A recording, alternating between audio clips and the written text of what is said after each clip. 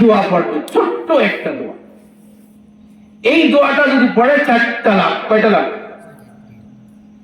ওই জায়গায় বসে যদি ওই দোয়াটা পড়ে, আল্লাহ রাব্বুল আলামিন নামাজ না পড়িয়া ওই মা ওই বোনদের আমলনামায় 1000 রাকাত নফল নামাজ পড়লে যে পরিমাণ নেকি হয়, আল্লাহ ওই নেকি তাদের আমলনামায় লিখে দেয়।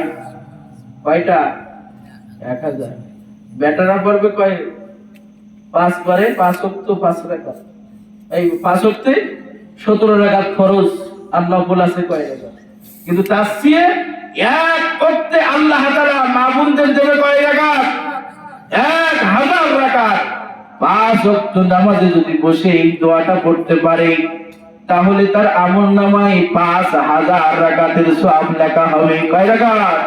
5000।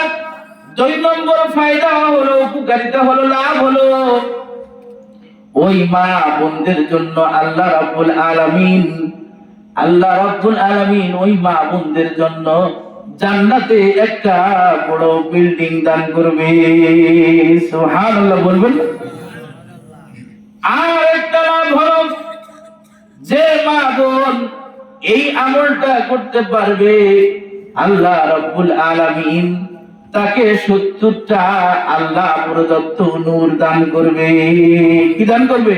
নূর। নূর, চেহারার মধ্যে একটা আলো জ্যোতি দেবে। আর 4 নম্বরটা যদি শোনেন, তাহলে আপনাদেরও রাগ হবে। বলবো না তো থাকবে, এটা তাহলে 4 নম্বরটা আপনাদের রাগ হবে।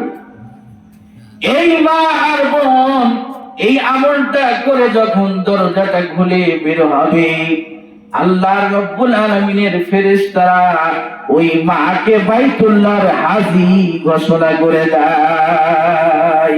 মানে হজ করার সওয়াব আল্লাহ আমলনামায় লিখে দেয়। রাগ হবে না?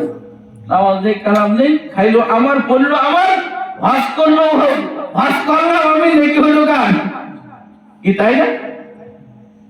হজের সওয়াব দেবে। এইটা একটা লাভ হবে যে আমলটা করলে, এই আমলটা বলবো না